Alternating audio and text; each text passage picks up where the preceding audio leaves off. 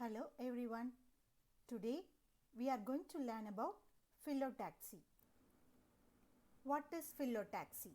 The mode of arrangement of leaves on the stem or branch of a plant is known as phyllotaxy. The term phyllotaxy comes from a Greek word where phylon means leaf, taxis means arrangement. The main significance of this phyllotaxy is to avoid overcrowding and shading of the leaves by one another and expose the leaves maximum to the sunlight for photosynthesis. There are 6 types of phyllotaxy: alternate, opposite, ternate, whorled, mosaic and radical. Alternate phyllotaxy.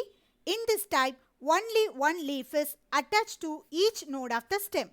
There are 2 types of alternative phyllotaxy.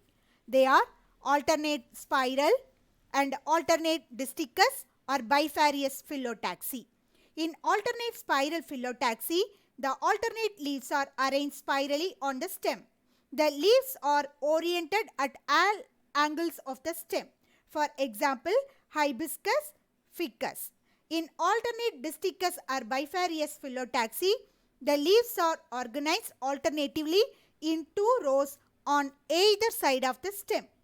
For example, Polyalthia longifolia. Here you can see the alternate spiral phyllotaxy in hibiscus plant and alternate disticus or bifarious phyllotaxy in Polyalthia. Opposite phyllotaxy. In this type, each node possesses 2 leaves opposite to each other. They are organized in 2 different types. The first type is opposite superposed phyllotaxy. In this type, the pair of leaves attached to the nodes are in the same angle. So, the successive pair of leaves stand one above the other. For example, Psidium, Eugenia jambolana and Quisqualis. This picture shows the opposite superposed phyllotaxy in Quisqualis. And the second type is opposite decussate. In this type of phyllotaxy, one pair of leaf is placed at right angles to the upper or lower pair of leaves. So, the leaves are oriented in 4 vertical rows. For example, Calotropis, Zinnia, Ocimum and Ixora. This picture shows the opposite decussate phyllotaxy in Calotropis plant. The third type is ternate phyllotaxy. Here, a group of 3 leaves occur as a whorl at each node of the stem. For example, Nerium. Here, in this picture, you can see the ternate phyllotaxy in Nerium plant. And next, whorled or verticillate phyllotaxy.